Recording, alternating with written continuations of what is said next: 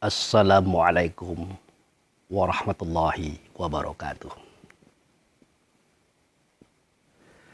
Saudaraku kaum muslimin dan muslimat, saudara sebangsa dan setanah air dimanapun Anda ada dan berada. Bertemu kembali dengan saya Abu Fikri dalam rangka kebaikan, kebenaran untuk kita semuanya. Demi mempermudah langkah kita menuju jalan selamat, yaitu Allah dan Rasul-Nya. Saudaraku kaum muslimin dan muslimat, kali ini kita hendak berbicara tentang rukun sembahyang 13, yaitu bagian yang terakhir, yakni tertib.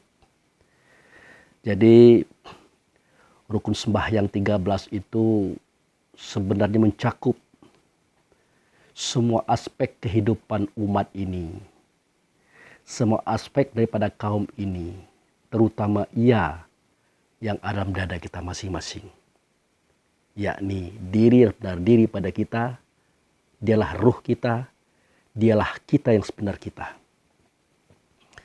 Jadi daripada itu kita mencoba untuk memahami esensi daripada keberadaan diri kita yang kita pandang dari sudut rukun sembahyang 13 yang kita petik dari kalimah tertib. Itu rukun sembahyang yang nomor 13. Kalau boleh kita katakan rukun sembahyang yang pertama itu adalah niat. Kemudian tegak berdiri betul.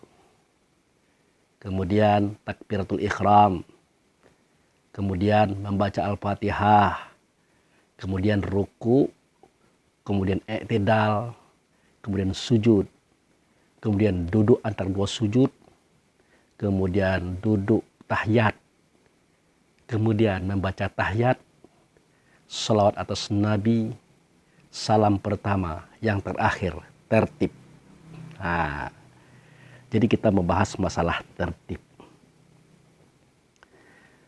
Persoalan tertib ini dalam kajian hakikat dijelaskan oleh Allah dan Rasul. Bahwasanya dalam hidup ini kita biasakanlah mendahulukan yang dahulu, mengemudiankan yang kemudian.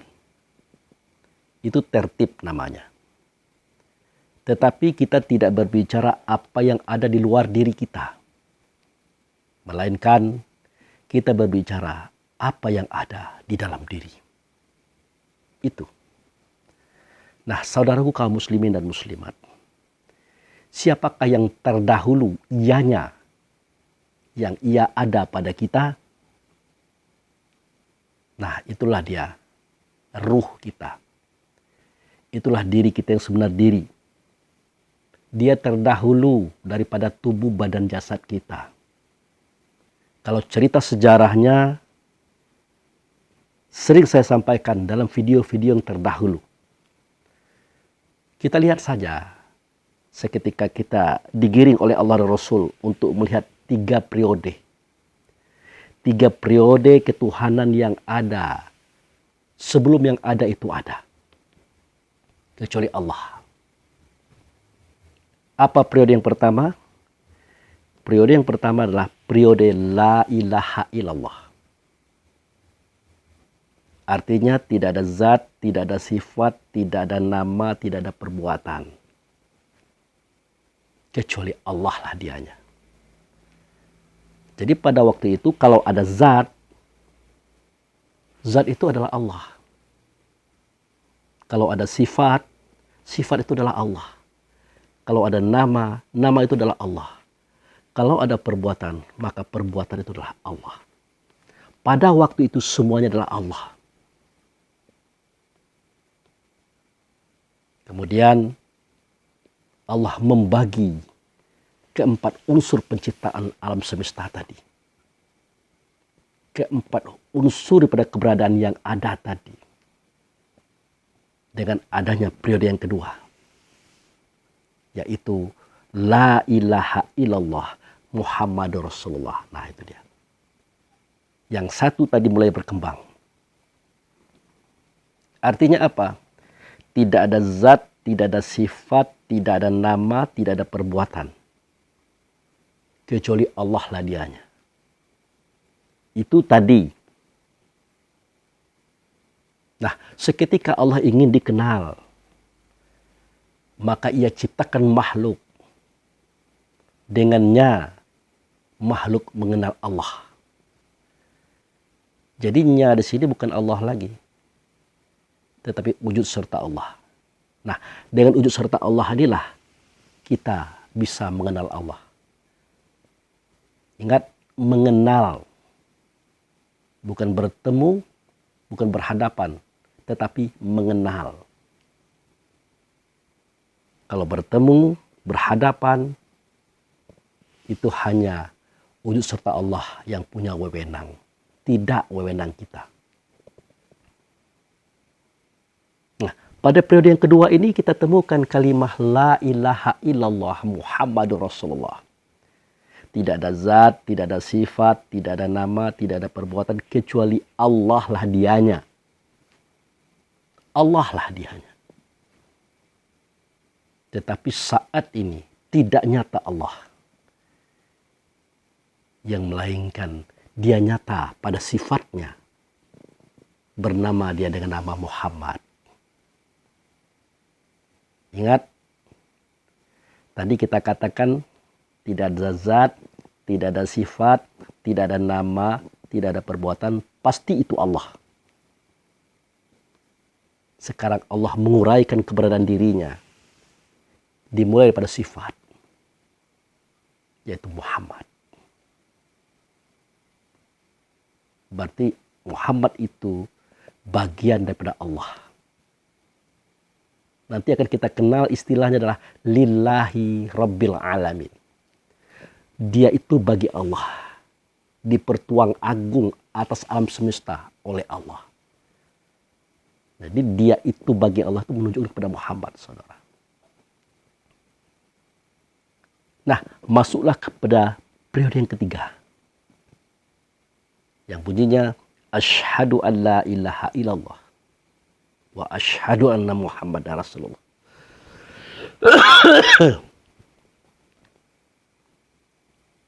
Artinya apa? Aku bersaksi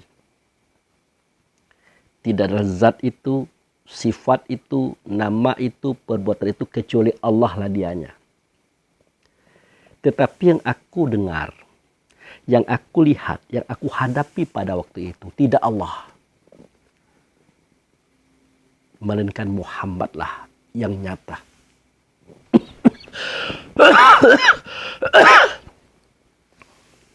Maaf saudara, saya membuat video ini dalam kondisi ya batuk-batuk, pilek. Meskipun sedemikian itu ya tidak berhenti kita mendekatkan diri kepada Allah. Dalam artian jauh tidak berjarak, dekat tidak berperantara. Tentu waktu yang kita lakukan adalah di setengah malam. Udah jam 3 kurang 10 menit. Namun tetap di ruang yang sudah Allah tunjukkan. Di ruang yang sudah Rasul tunjukkan. Fatahizu min maqama Ibrahimus sholah. Di situ sekarang kita belajar. Mudah-mudahan di sini kita mendapat petunjuk daripada Allah dan Rasul untuk kita semua. Jadi jangan dihiraukan batuknya saya. Jangan dihiraukan fileknya saya. Itu bagian daripada kehidupan seorang yang mungkin, maaf, istirahatnya kurang. Oke, kita masuk. Jadi era yang ketiga ini adalah aku bersaksi. Nah, siapakah aku yang bersaksi? Aku yang bersaksi ini adalah makhluk yang Allah ciptakan. Bukankah Allah berkata, kuntu khazan mufia fa'ahbabtu khalaqa khalqu fabi ta'arafuni. Aku adalah bendahara yang tersembunyi Aku ingin dikenal. Maka aku ciptakan makhluk. Bagaimana cara Allah menciptakan makhluk? Ya tentu Allah menguraikan dirinya sendiri. Bermula daripada sifat, itulah Muhammad. Nah, daripada Muhammad ini dilahirkan makhluk atau asma, nama-nama. Mana dianya yang diciptakan daripada Muhammad? Itulah yang pernah saya sampaikan beberapa kali dalam video-video yang terdahulu. 4 pasal yang dijadikan daripada Muhammad. 1, negeri yang diberkati. Itulah negeri Bakkah. Di luar seantero alam, saudara, lokasinya. Tidak di alam ini. 2, aras di bumi. Itulah Baitullah.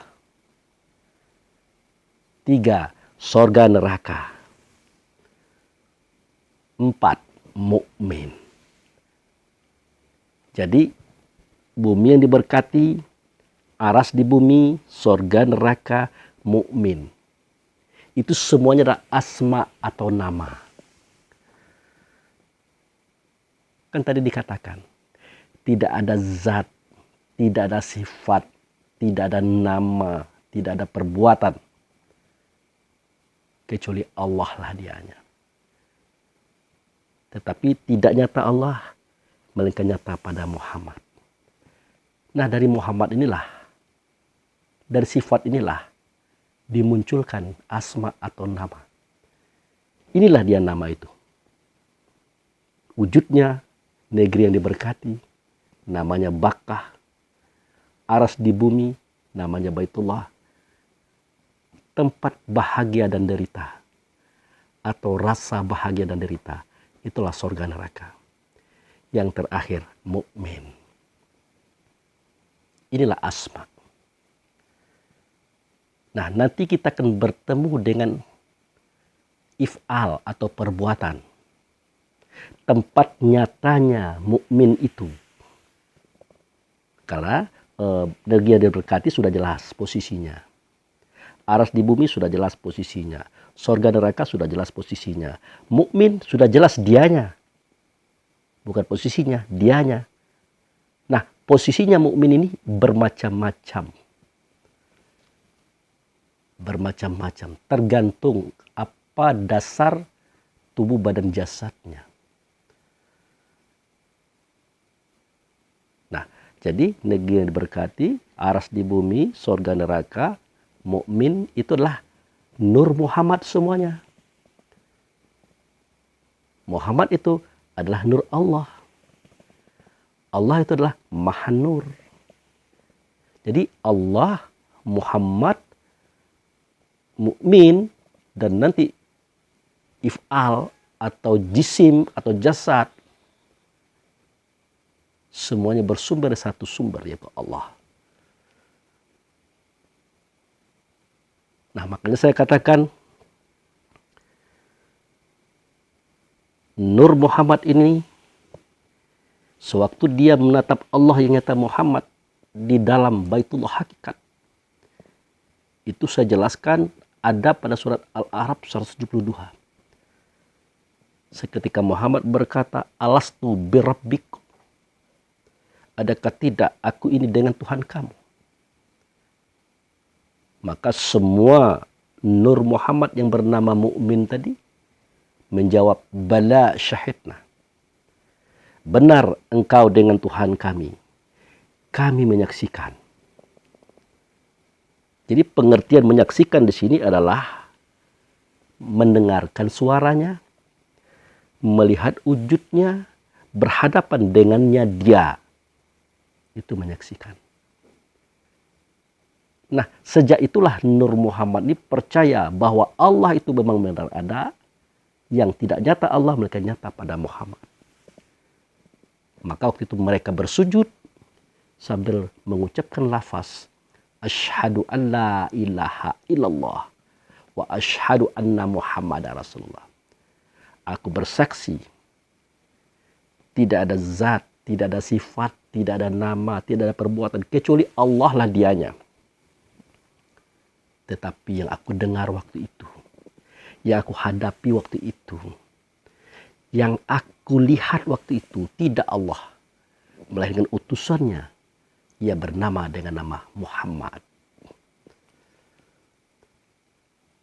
Maka kita hanya sebatas Muhammad, saudara. Tidak sampai kepada Allah. Kita hanya sebatas Muhammad. Nah, persoalan Allah hanya Muhammad saja yang tahu. Kita tidak tahu. Maka Allah itu di luar jangkauan kapasitas kemampuan kita. Kita hanya sebatas Muhammad. Sayang 1000 kali sayang umat akhir zaman di dalam mempelajari ilmu agama. Maaf, kalau kita hari ini belajar agama, bukan ilmu agama. Apa perbedaan belajar agama dengan ilmu agama? Kalau belajar agama itu kita belajar kepada Allah dan Rasul. Langsung, saudara. Di mana? Di tempat pertemuan Allah dan Rasul yang sudah ditunjukkan kepada kita. Itulah Baitullah hakikat. Namun tak tercapai itu. Kita ambil syariatnya. Di mana? Fatakhizu mim maqama Ibrahim shalah. Ambil oleh kamu sebagian makom Ibrahim. Yang dia adalah tanda Ka'bah. Ka'bah itulah tanda Baitullah. Disitulah ingatan kita, rasa diri kita, kesadaran kita hadir. Meskipun tubuh badan jasad kita ada di dalam rumah ini. Ada di depan buku-buku yang banyak. Di situ kita menerima informasi. Di situ kita menyampaikan kata-kata ini, saudara. Maaf, ini saya sampaikan. Nah, itu persoalannya kenapa yang kita pelajari ini adalah agama, bukan ilmu agama. Kalau ilmu agama kita belajar di sekolah-sekolah, di kampus-kampus, melalui manusia ke manusia, guru ke guru, syekh ke syekh. Boleh jadi mereka adalah profesor, doktor, magister, sarjana, mungkin orang juga yang tidak bergelar. Itu namanya ilmu agama. Tapi kalau agama, kita belajar langsung kepada yang memiliki agama itu sendiri. Makanya kita tidak terikat dengan huruf, kata, dan kalimat yang ada pada kitab Quran. Tidak terikat kita. Meskipun kitab Quran ini adalah pedoman kita untuk memahami agama tersebut. Nah itu saudaraku. Nah kita masuk kembali kepada masalah tertib tadi. Jadi seketika Nur Muhammad menyaksikan Allah, tidak nyata Allah, melainkan nyata Muhammad di dalam rumah itu. Nanti mereka ini akan diturunkan di bawah langit, di atas bumi. Artinya berada di dalam alam semesta. Nah jadi cerita kita tadi belum di alam semesta, di luar alam semesta. Itu cerita kita tadi. Nah nanti Nur Muhammad ini akan dimasukkan ke dalam alam semesta. Di bawah langit dan di atas bumi. Atau di atas planet-planet yang banyak. Yang jumlahnya triliunan. Bukan jutaan, triliunan. Nah, Nur Muhammad ini ada yang tubuh badan jasadnya terbuat dari cahaya. Inilah Jibril, Mikail, Israel, Israfil, Raqib, Atib, Munkar, Nangkir, Ridwan, dan triliunan banyak lagi para malaikat. Semuanya berasal daripada Nur Muhammad. Kemudian nanti ada casingnya, tubuhnya, badannya, jasadnya terbuat dari tanah. Ini tanah Baitullah loh, bukan tanah di bumi kita hari ini. Tanah Baitullah. Tanah yang ada di negeri Makkah itu. Nah, Nur Muhammad tadi dimasukkan ke dalam tubuh atau casing yang terbuat dari tanah tadi. Maka itulah Adam. Idris, Nuh, Hud, Lut, Saleh, Ibrahim, Ismail, Ishak, Yakub, Yusuf, Ayub, Su'aib, Musa, Harun, dan seterusnya. Sampai ke Isa. Biar jelas kedudukannya, saudara. Kalau semua nabi dan rasul itu, para wali-wali itu, di dalam tubuh mereka adalah nurnya Muhammad. Biar jelas.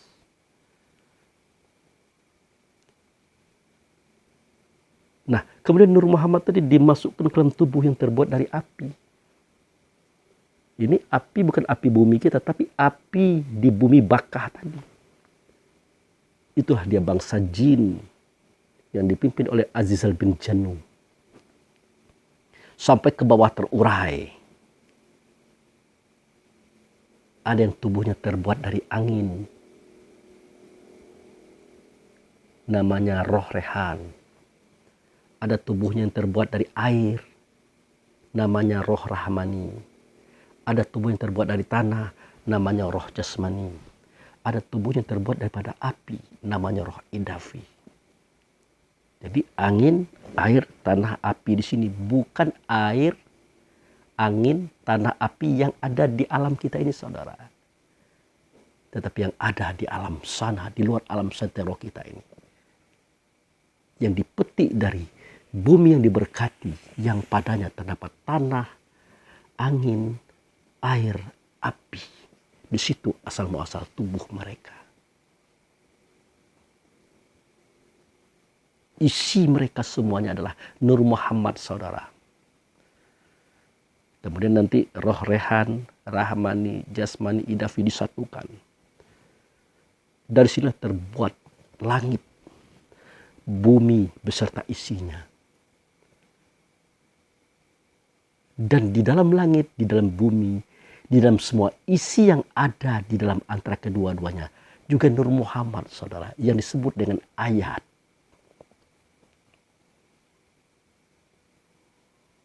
Jadi kalau dia punya ayat, dalam dada kita juga ada ayat. Dia menunjukkan kepada roh kita, saudara. Dia menunjukkan kepada rohnya langit, roh bumi, roh semua yang ada. Termasuk gunung, lembah, laut, danau, sungai, hewan, tumbuh-tumbuhan, biji-bijian, sayur-sayur, semuanya. Isi dalam mereka adalah Nur Muhammad. Yang disebut dengan ayat atau ruh seperti yang kita miliki hari ini. Itulah umat yang satu, kemudian dia terurai, pecah dalam sebuah kisah yang disebut dengan syajarah. Nah itu makanya dikatakan ruh ini adalah terdahulu adanya. Sedangkan tubuh badan jasad kita yang kemudian. Karena kita bercerita tentang tertib, mendahulukan yang dahulu, mengemudian yang kemudian, maka ini perlu saya angkat. Biar kita tahu bahwa yang terdahulu daripada tubuh itu adalah ruhnya. Itu kisahnya itu. Jadi jangan lagi kita linglung memahami kok Muhammad terdahulu, padahal dia lahir kemudian. Jangan lagi kita linglung ataupun bingung memahami ini. Karena Allah sendiri yang berkata melalui Rasulullah, laulaka ma haqul asya. Kalau bukan karena engkau hai Muhammad, tidak akan kujadikan alam semesta ini. Tidak akan kujadikan segala sesuatu ini. Maka berkata lagi Allah, khalaqal asya li ajlika wa khalaqtaka li ajli. Aku jadikan segala sesuatu itu hai Muhammad daripada engkau. Aku jadikan engkau daripada aku. Maka berkatalah Muhammad dengan kata menurun. Ana minallah wal mu'minu minni. Aku daripada Allah. Tapi mukmin itu daripada aku. Sebenarnya bukan mukmin saja yang daripada aku. Negeri yang diberkati, aras di bumi, surga neraka juga daripada aku. Itulah yang disebut dengan awal dijadikan akhir dizohirkan. Kita bingung di situ, saudara. Sekarang jangan bingung lagi. Lihat kisah ini.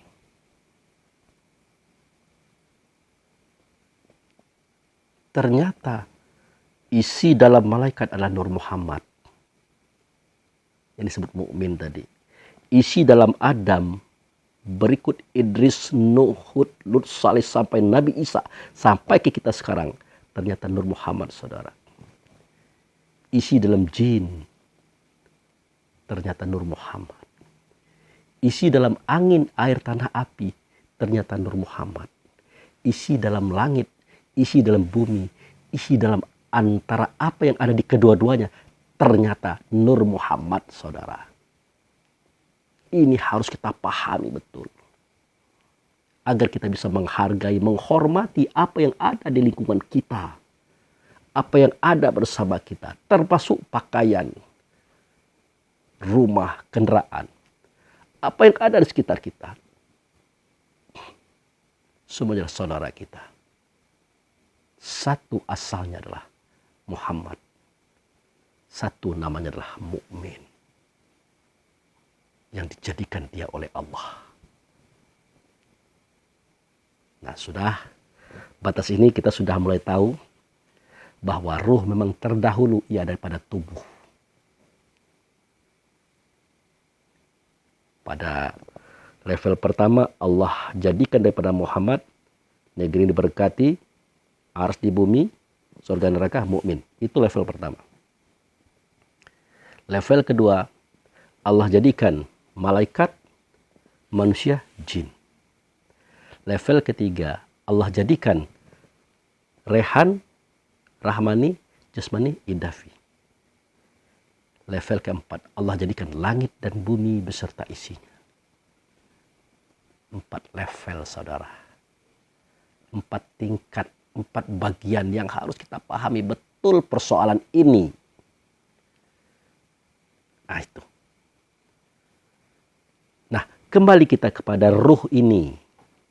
Mukmin ini yang ianya ada di dalam dada kita. Itulah yang terdahulu, saudaraku. Kalau tubuh badan jasad, itulah yang terkemudian. Maka mari kita mempelajari esensi daripada ruh itu sendiri. Apa itu ruh? Siapa itu ruh? Mana dianya ruh? Nah, saya katakan berkali-kali. Tadinya dia bernama Nur Muhammad. Seketika dia diuraikan daripada Muhammad. Waktu itu dia bareng dengan negeri yang diberkati, aras di bumi, surga neraka. Waktu itu dia bareng. Adalah Nur Muhammad. Seketika dia menyaksikan Allah yang tidak nyata Allah, melainkan nyata Muhammad, dia berubah nama mukmin. Seketika dia ditiupkan ke tubuh, dia bernama ruh. Seketika dia terpadu di hati, dia bernama insan. Seketika dia menampung persoalan, dia bernama akal. Seketika dia mencari solusi, dia bernama fikir. Seketika dia menimbang, dia bernama khayal. Seketika dia memutuskan dan merangkum, dia bernama paham. Seketika dia memperbuat perbuatan, maka dia bernama ilmu atau alimun.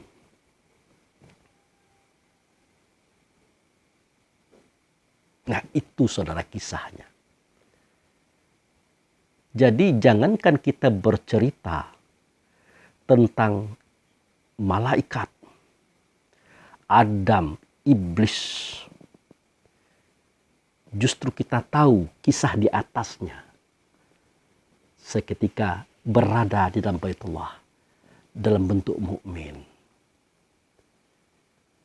Jangankan kita berada dalam bentuk mukmin, justru kita tahu kisahnya. Seketika kita bernama Nur, kita melihat negeri yang diberkati. Kita melihat saudara.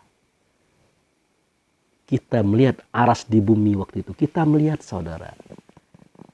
Kita melihat surga neraka. Kita melihat saudara.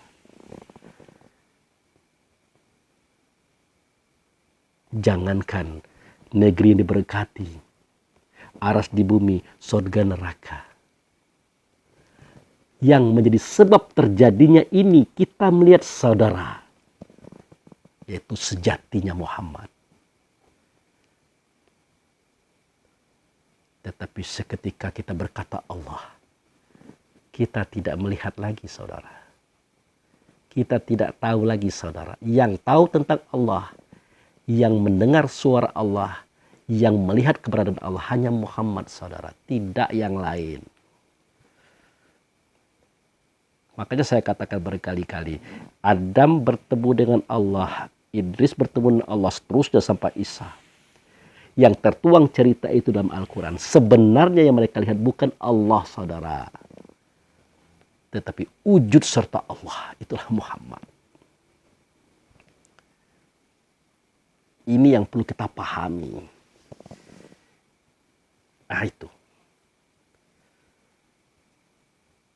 Nah, kita masuk kepada esensi daripada ruh itu sendiri yang ia ada dalam dada kita. Itulah diri kita yang sebenar diri. Kita harus tahu esensinya apa. Nah, dari mana kita tahu? Allah dan Rasul yang memberitahu bahwa dia adalah rasa, bahwa dia adalah ingatan. Seketika rasa dan ingatan itu disatukan, maka muncullah yang disebut dengan kesadaran. Itulah diri kita yang sebenar kita, saudara.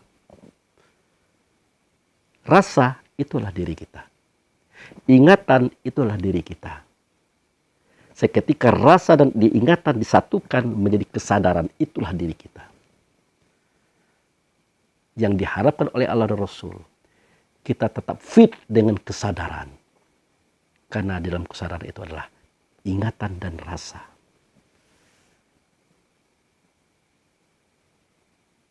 Jadi kenapa Allah katakan ingat, ingat, ingat? Artinya jangan lupa. Rasakan, rasakan, rasakan. Artinya jangan tidak menimbang. Sadari, sadari, sadari. Artinya ketahui. Makanya saya katakan, kita itu adalah seketika ingatan disatukan dengan rasa, maka muncul kesadaran. Seketika muncul kesadaran, maka itulah yang hidup. Seketika dia hidup, maka itulah kebenaran. Seketika kebenaran itu nyata, maka itulah Tuhan. Seketika Tuhan itu ada, maka Allah lah dianya. Bukan dia itu Allah, Allah lah dianya. Apa maksudnya ini Pak Abu Fikri? Allah lah dianya. Bukan dia itu Allah. Apa maksud kalimat ini? Dianya itu adalah wujud serta Allah. Yang kita katakan Muhammad tadi. Yang kita cari adalah Allah. Saya katakan tidak akan mungkin ketemu. Maka nyatalah Allah pada Muhammad ini. Suara Allah tidak nyata-nyata pada Muhammad. Kata Allah tidak nyata-nyata pada Muhammad. Perbuatan Allah tidak nyata-nyata pada Muhammad. Suruhan Allah tidak nyata-nyata pada Muhammad. Larangan Allah tidak nyata-nyata pada Muhammad. Hanya sebatas Muhammad saja. Kita kenal dengan nama Allah. Allah itu kita sering dengar nama itu. Apakah kita akan bertemu dengan dia? Tidak. Pasti kita hanya bertemu sebatas Muhammad. Maka itu saya katakan, Allah itu bukan Muhammad. Muhammad itu bukan Allah. Tetapi Muhammad itu juga bernama dengan Allah, saudara. Bernama dengan Allah. Ingat, dengan Allah. Yang dengan Allah itu adalah Muhammad. Seketika kita berdoa, ya Allah, ampunkanlah dosa-dosaku. Ya Allah, tunjukkanlah aku. Kita hanya menyebut Allah saja. Tetapi yang kita temui tidak Allah, melainkan wujud serta Allah. Kalau kita ingin diampunkan oleh Allah, bisakah kita bertemu dengan Allah? Jawabnya tidak bisa. Melainkan in kuntum tuhibunallah fattabi'uni yuhibbukumullah yaghfir lakum dzunubakum wallahu ghafurur rahim. Kalau kamu memang mencintai Allah, kata Muhammad. Itu Ali Imran 31. Ya ikut saya dong. Supaya kamu dicintai, dikasih, disayangi, dan diampuni dosa-dosamu. Jadi seketika Allah yang kita sebut, ternyata Muhammad yang ada. Itu. Caranya supaya Allah dan dia menyayangi kita, mengasihi kita, mengampuni dosa kita. Ya ikut Muhammad.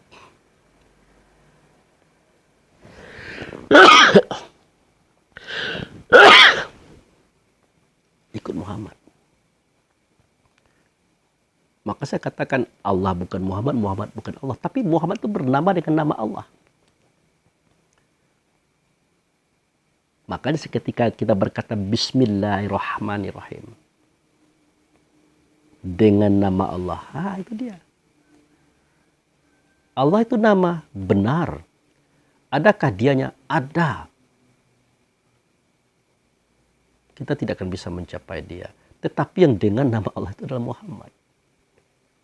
Dengan nama Allah, yang pengasih dia, yang penyayang dia.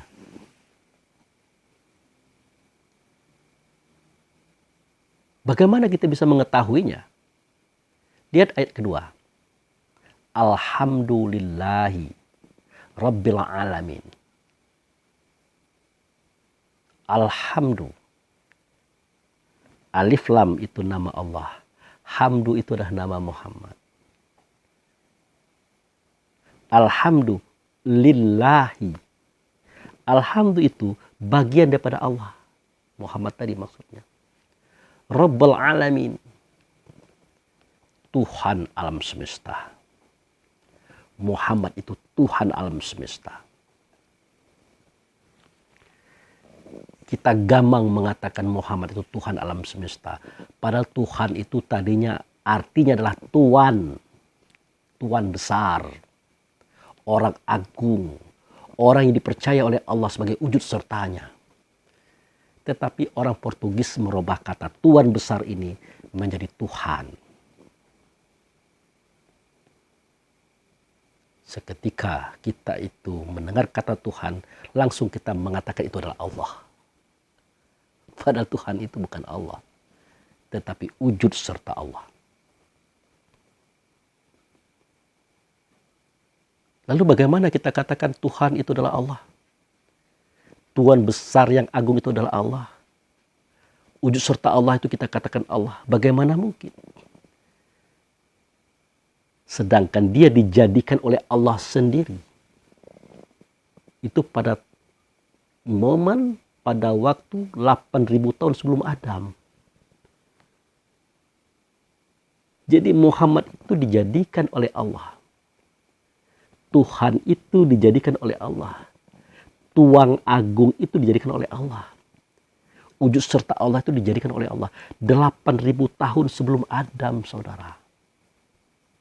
Itu harus jelas. Nah, dia ini, Tuhan ini, ya, Tuan agung ini, wujud serta Allah ini, dijadikan oleh Allah 8.000 tahun sebelum Adam.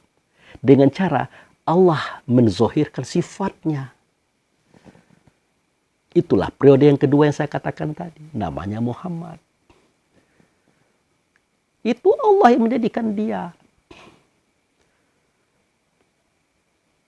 Nah kemudian daripada Muhammad ini dijadikan 4 pasal tadi. Kalau Muhammad dijadikan 8.000 tahun sebelum Adam dijadikan. Ya. Tetapi makhluk dijadikan oleh Allah 4.000 tahun sebelum Adam. 4.000 tahun sebelum Adam. Makhluk itu adalah negeri yang diberkati, aras di bumi, surga neraka, mukmin. Itu. Nah, disinilah nanti kita ketemu Adam. Seketika mukmin tadi, Nur Muhammad tadi dipari ke dalam tanah. Maka terjadilah Adam. Jadi Muhammad itu, Tuhan itu, Tuhan Agung itu, wujud serta Allah itu, Allah yang menjadikannya. Seketika 8.000 tahun sebelum Adam. Sedangkan makhluk itu dijadikan daripada Muhammad 4.000 tahun sebelum Adam. Sebelum Adam dijadikan, terlebih dahulu mereka bersyahadah dengan syahadataini di dalam Baitullah. Barulah masuk kepada proses penciptaan yang lainnya. Badannya terbuat dari cahaya, namanya malaikat. Badannya terbuat dari tanah, namanya Adam. Badannya terbuat dari api, namanya jin. Badannya terbuat dari angin, namanya Rehan. Badannya terbuat dari air, namanya Rahmani. Badannya terbuat dari tanah, namanya Jasmani. Badannya terbuat dari api, namanya Idafi. Disatukan Rehan, Rahmani, Jasmani, Idafi disatukan. Terjadilah langit, terjadilah bumi. Terjadilah segala-gala yang ada dalam kedua-duanya. Ini harus paham kita saudara. Begitu cara kita mempelajari ilmu tauhid. Makanya seketika kita membaca surat ayat kursi ya, Al-Baqarah 255. Di sini saya jelaskan. Ini mau menangis saya ini menceritakannya ini, maaf betul saya tidak kuat sebenarnya, tapi ini harus saya sampaikan. Ya. Ayatul Kursi itu surah Al-Baqarah ayat 255. Ayat 255 saudara. Di situ Allah itu sendiri yang berkata melalui Muhammad. Apa kata Allah melalui Muhammad? Tolong Anda perhatikan ini. Allahu la ilaha illahu. Artinya Allah itu tidak Tuhan kecuali Dia itu Tuhan. Siapakah Dia itu? Al-Hayyu, yang hidup. Kalau Allah tidak hidup tetapi menghidupkan. Menghidupkan siapa? Menghidupkan Tuhan itu. Dari Tuhan itu dijadikan segala sesuatu, saudaraku. Siapakah Dia itu? Al-Qayyum, yang berdiri. Kalau Allah tidak berdiri tetapi mendirikan. Mendirikan siapa? Mendirikan Tuhan itu.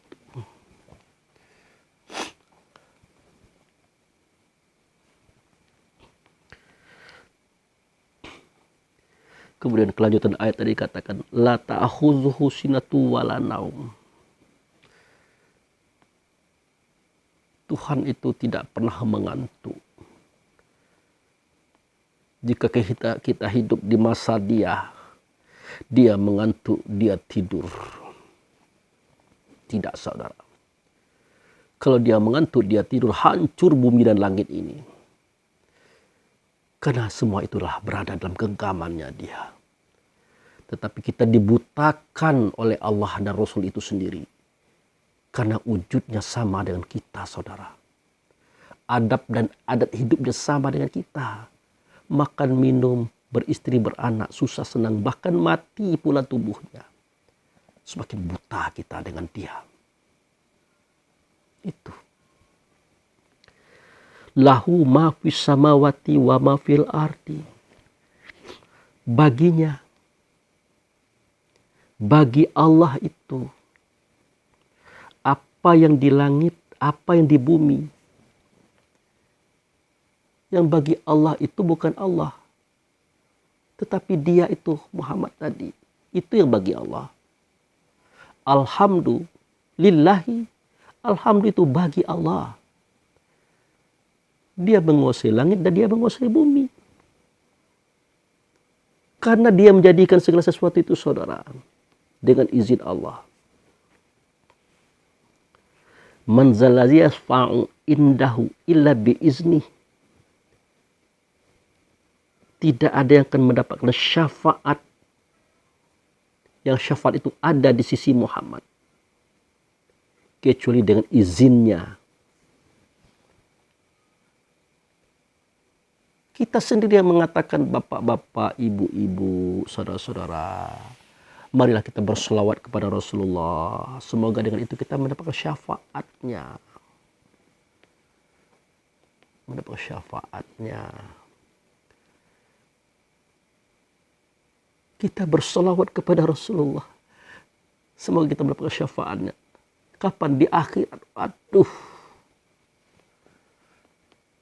Di akhirat kita mendapatkan syafaat. Hancur kita saudaraku.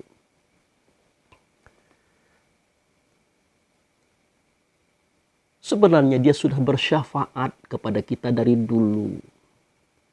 Munculnya dia sebagai hamba, sebagai wujud sama dengan kita. Itu sudah merupakan syafaat.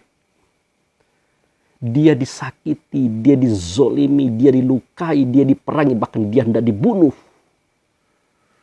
Oleh ciptaannya sendiri saudara. Bayangkan. Dia dikejar-kejar dari Mekah menuju Madinah. Dia masuk ke dalam gua. Gua Tsur. Bersama sahabatnya Abu Bakar. Hendak dibunuh oleh ciptaan sendiri saudara. Sampai-sampai dia berkata kepada Abu Bakar, La tahzan ya Abu Bakar, innallaha ma'ana. Jangan bersedih wahai Abu Bakar, Allah itu serta kita loh. Dia tidak mengatakan aku ini. Nah, itu saja yang dia tidak katakan. Nah itulah bentuk syafaat yang pertama yang dia buat untuk kita. Nah, syafaat yang kedua, itulah yang saya katakan tadi. In kuntum tuhibunallah fatabi'uni. Kalau kamu mencintai Allah, ikut aku. Supaya kamu diampuni dosa-dosamu. Dikasih dan disayangi oleh Allah. Kalau kamu ikut aku.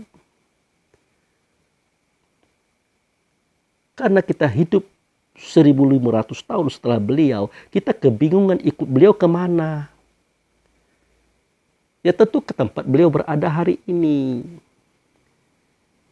Di mana beliau hari ini? Sudah kembali ke negeri Bakkah. Di dalam Baitullah hakikat yang saya ceritakan tadi. Datanya mana? La uqsimu bihazal balad. Wa anta hilum fi hazal balad. Aku bersumpah dengan negeri ini, hai Muhammad, bahwa engkau ada di dalam negeri ini. Negeri itulah negeri Bakkah yang saya katakan tadi. Nah itu. Bisa kita ke sana? Tidak bisa. Maka dimudahkanlah agama ini. Negeri Bakkah jadi Mekah. Baitullah dijadikan Ka'bah sebagai tandanya. Maqam Ibrahim sebagai tanda Ka'bah. Ka'bah sebagai tanda Baitullah. Satukanlah ingatan kita. Perasaan kita. Munculkan kesadaran kita. Untuk hadir di depan Ka'bah. Di sekitar Maqam Ibrahim. Disitulah kita berhubungan dengan Allah dan Rasul. Yang disebut dengan sholat itu saudara. Ini yang disebut ukhruju anil ajsamikum wa hukmi fata'tunani. Keluarlah kamu dari batang tubuhmu dan hukumku. Maka pasti kamu bertemu dengan aku. Nah, kamu di sini maksudnya adalah ruh. Tetapi bukan ruh itu yang keluar. Tetapi ingatan dan perasaan yang namanya kesadaran itu dikeluarkan saudara. itu yang dikeluarkan, itu yang keluar menuju tempat yang sudah ditunjukkan tadi. Ini bukan bahasa apa ya? Di dalam surat Yusuf, Allah dan Rasul sudah menceritakan berapa kisah. Bagaimana perempuan-perempuan di zaman Nabi Yusuf itu memotong-motong tangannya. Seketika dia melihat wajah Yusuf yang tampan, yang luar biasa. Seketika Yusuf keluar dari pintu, semua perempuan tadi melihat wajah Yusuf. Yusuf berputar dari pintu, berputar dia. Dilihat oleh perempuan-perempuan tadi. Yang perempuan-perempuan tadi sedang memotong buah-buahan. Mereka justru mengiris tangannya, mengiris tangannya. Bercecer darah, bahkan ada yang sudah jeluntayan jari-jarinya. Adakah mereka merasakan sakit waktu itu? Tidak, saudara. Mereka tidak merasakan sakit. Apa kita tahu kenapa mereka tidak merasakan sakit? Kita tahu? Tidak tahu kita kenapa mereka tidak merasakan sakit. Tapi Allah dan Rasul memberitahu kepada kita. Karena rasa diri mereka, ingatan mereka yang menyatu menjadi kesadaran, berpindah kepada Yusuf. Maka mereka tidak lagi merasakan sakit. Mereka tidak teringat lagi kalau tangan yang dipotong. Mereka tidak sadar lagi kalau saat itu mereka sedang mengiris-iris tangan mereka sendiri. Jadi bukan tidak logis perintah Allah yang mengatakan Fattahizu min maqami Ibrahim musholla. Bukan tidak logis, ini logis saudaraku.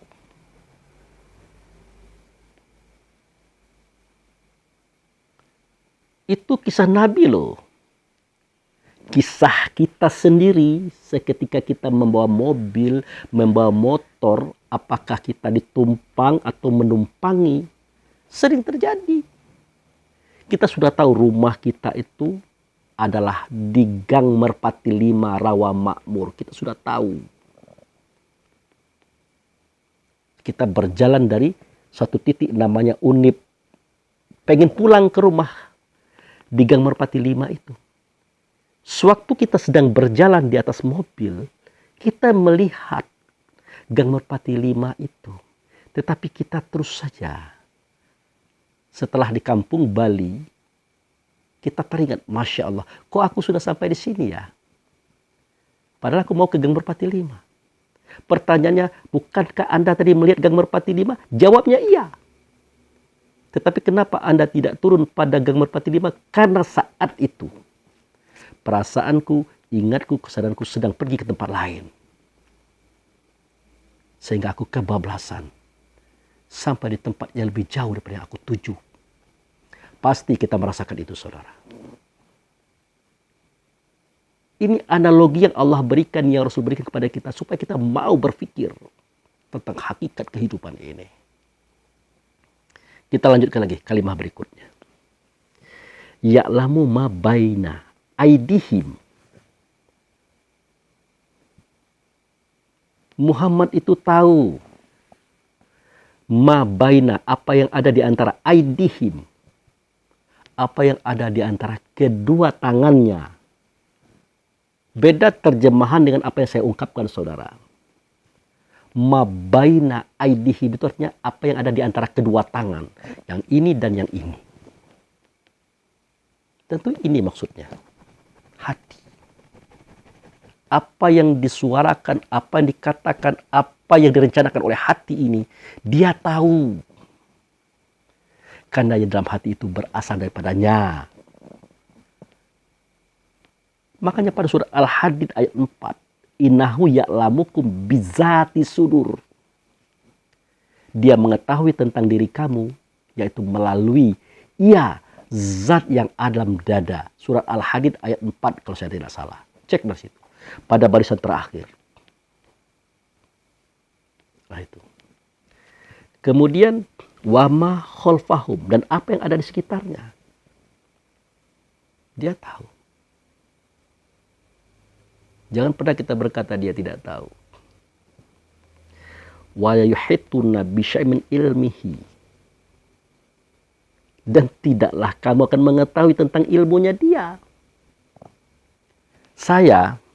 Kita semua yang menonton video ini tidak tahu tentang ilmunya dia itu. Mana dia ilmunya Muhammad? Nah, ilmunya Allah itulah Muhammad. Ilmu Muhammad itulah kita, saudara. Ilmu di Allah artinya dia tahu tidak nyata ilmu Allah yang nyata pada Muhammad. Ilmu di Muhammad tidak nyata ilmu Muhammad yang nyata ianya pada kita. Namanya alimun.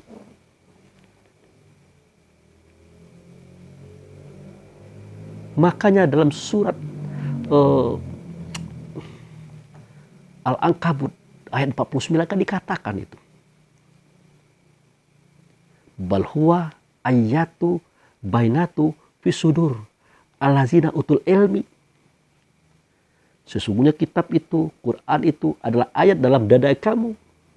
Namanya ilmu atau alimun tadi. Makanya ilmu itu dua. Yang pertama, al-ilmu indallah itu Muhammad. Yang kedua, al-ilmu fi sudur itu kita.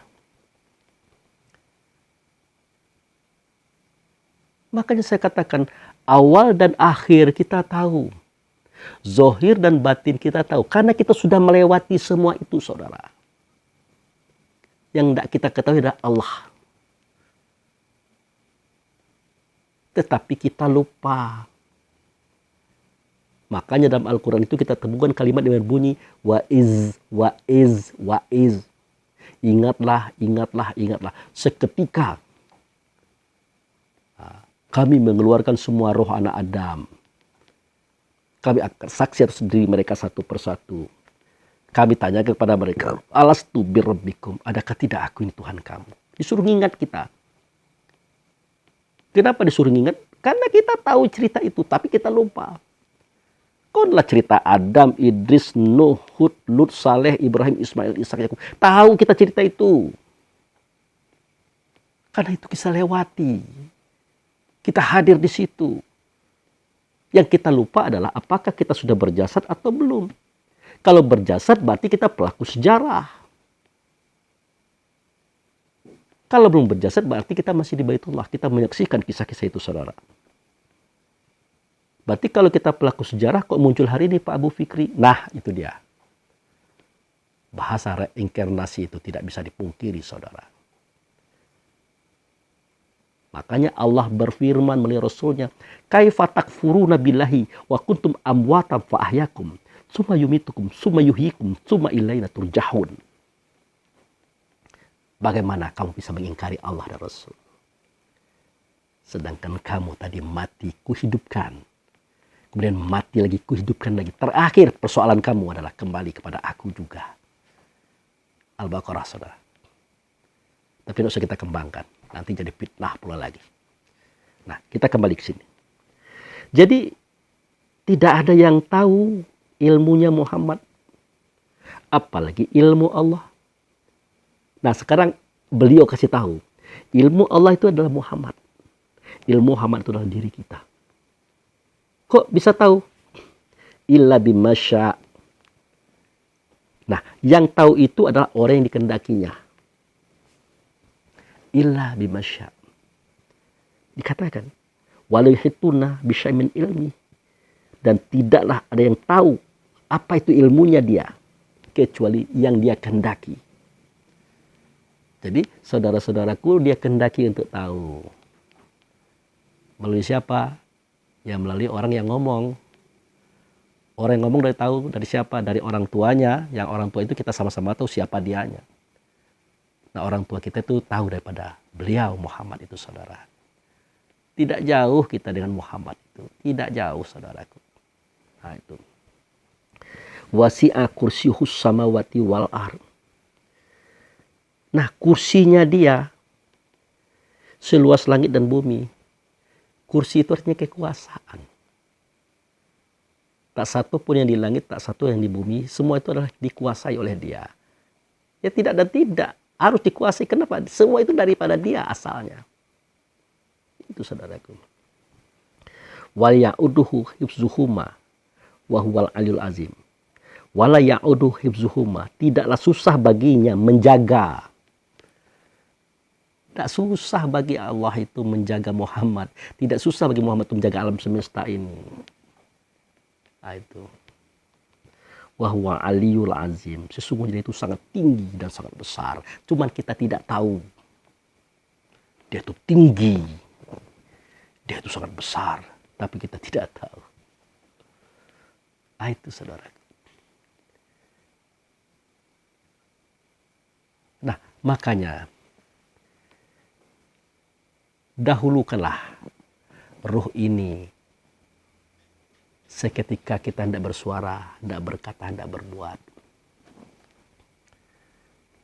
Ini saya bersuara nih. Saya berkata nih. Nah, ini saya berbuat. Jadi ruh itu bersuara duluan. Ruh itu berkata duluan. Ruh itu berbuat duluan. Barulah tubuh mengikutinya. Suara itu lahir daripada ruh. Kata itu lahir daripada ruh. Perbuatan itu lahir daripada ruh. Baru tubuh itu mengikutinya. Tetapi Pak Abu Fikri kami lihat. Antara suara, kata, dan perbuatan ruh itu bersama dengan tubuh. Ini bagaimana? Ini bagaimana? Itu jika kita terlatih. Selama kita bersuara, berkata, dan bergerak. Dimulai daripada rasa dan ingatan serta kesadaran. Itu menunjukkan dialah yang didahulukan. Kemudian tubuh mewujudkan apa yang dia suarakan, apa yang dia katakan, apa yang dia buat. Maka perlu kita tumak ninah. Tumak ninah itu arti bertenang-tenang, saudara. Bertenang-tenang. Kita enak kali ya saudara kita itu kalau dia mendengar kata orang dia senyum sambil ngangguk-ngangguk. Dia bertenang-tenang. Seketika dia tidak bersuara, dia tidak berkata, dia tidak berbuat. Sudah terangkum dalam sebuah konsep yang terdiri daripada ingatan dan rasa. Disatukan menjadi kesadaran. Baru dia bersuara, baru dia berkata, baru dia berbuat. Kalau sudah begini bagaimana mungkin dia bisa keliru? Apalagi salah. Kenapa? Dia sudah kontak kepada Muhammad sebagai wujud serta Allah. Dia sudah menyuarakan suara Muhammad. Mengatakan kata Muhammad. Memperbuat perbuatan Muhammad. Itu.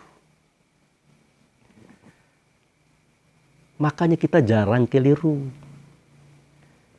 Tapi Pak Abu Fikri, kenapa kadang-kadang tanpa rasa, tanpa ingatan, tanpa kesadaran, kita spontan berbuat. Kadang-kadang itu benar. Yang katanya refleks itu tadi. Itulah yang disebut dengan lupa. Itu yang disebut dengan lupa. Oleh karena itu, dikatakan dengan lupa, maka namanya kita an-nasu. An-nasu itu artinya pelupa. An-nasu. Qul a'udzu birabbin nas, malikin nas, ilahin nas. Nasnya itu pelupa artinya.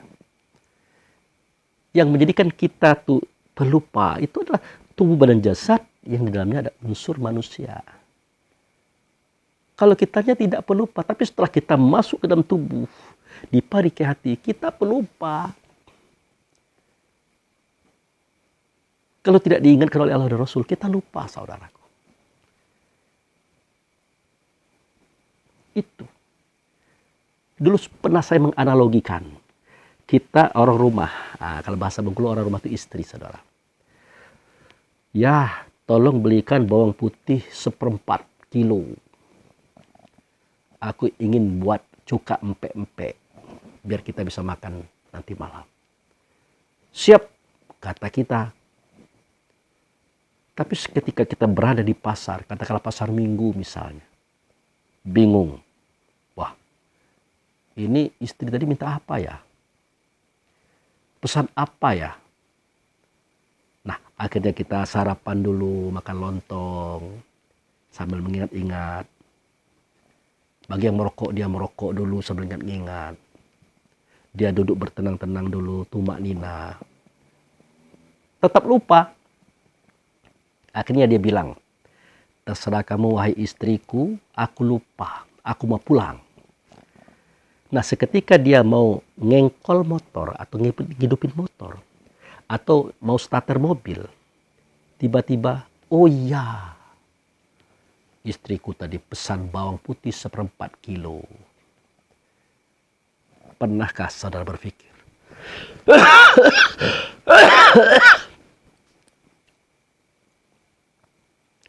Pernahkah saudara berpikir? Siapa yang mengingatkan bawang tadi? Kitakah? Kalau kita tidak mungkin kita lupa, saudara. Jadi yang mengingatkan bawang putih 1/4 kilo tadi adalah Rasul, wujud serta Allah.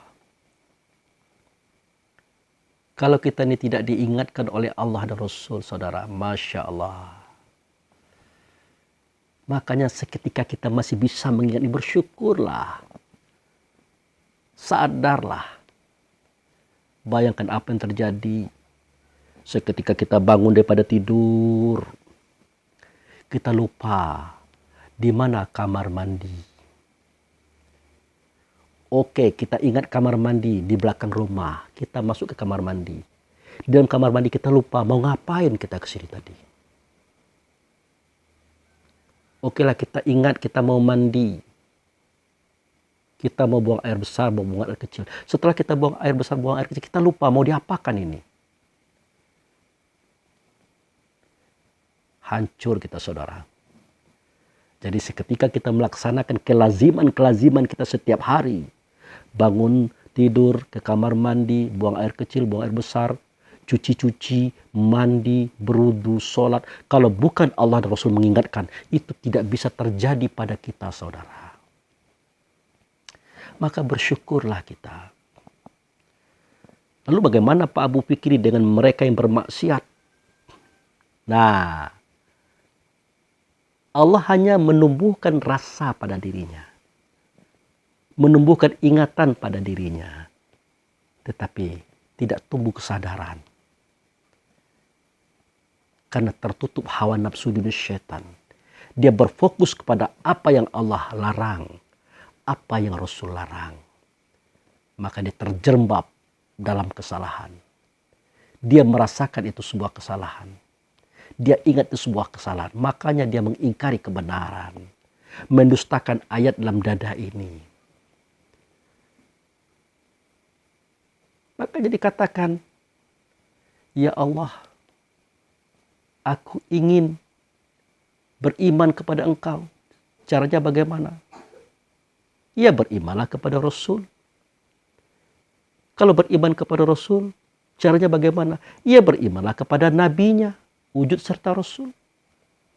Ternyata nabinya sudah terkubur pula. Kalau ada, jauh. Bagaimana caranya? Maka keluarlah dalam Al-Quran itu surah Al-Baqarah. Wa aminu bima azaltu fikum. Musodiqul lima ma'akum. Walatakunu awalan kafirun bih. Sebenarnya yang kamu imani itu, yang kamu percaya itu adalah aku, kata Allah. Tapi tidak mungkin. Maka berimanlah kepada Rasul. Tapi tidak mungkin berimanlah kepada Nabi. Tapi tidak mungkin berimanlah kamu kepada Dia yang aku turunkan ada pada diri kamu. Itulah ruh. Walatakunu awalan kafirun bih. Janganlah kamu menjadi orang yang pertama kali mendustakan ruh itu. Karena suaranya, katanya adalah kata Rasul. Suara Rasul, kata Rasul, adalah kata Allah. Seketika kita mengingkari, itu yang disebut dengan mendustakan ayat, saudaraku. Karena ruh juga bernama dengan nama ayat. Seperti pada surah Al-Ankabut. Ayat 49 tadi. Bal huwa ayatu bainatu fisudur razi utul ilmi. Wa ma yajahadu bi ayatina illa zalimun. Sesungguhnya kitab itu adalah Quran. Quran itu adalah ayat dalam dada kamu. Namanya ilmu. Tidak ada yang mendustakan dia kecuali orang-orang yang zolim. Orang yang mana? Roh yang mengikuti hawa nafsu dunia syaitannya. Itulah orang zolim. Diri kita sendiri, saudara. Karena mengikuti kehendak hawa nafsu dunia syaitan yang ada pada tubuh dan jasad kita. Nah, oleh karena judul video inilah tertib, mari kita belajar untuk tumak ninah. Tumak ninah itu artinya bertenang-tenang. Supaya ingatan kita, perasaan kita bisa menjelma menjadi kesadaran. Kesadaran kita bisa menjadi sesuatu sebab untuk kita bersuara, berkata, dan berbuat. Maka semua itu ada pelajarannya di dalam sholat. Itu. Makanya yang pertama kali itulah niat. Niat itu artinya dia menyengaja dengan kesadarannya. Itu. Yang kedua, tegak berdiri betul. Di mana dia tegak? Di atas sajadah. Di dalam rumah, di masjid, di kantor, di kebun, di pasar, di mana terserah. Tetapi ketika dia berdiri, mendirikan pendiriannya itu ingatannya, perasaannya, kesadarannya tidak boleh di rumah. Tidak boleh di masjid, tidak boleh di kantor, di pasar ataupun kebun.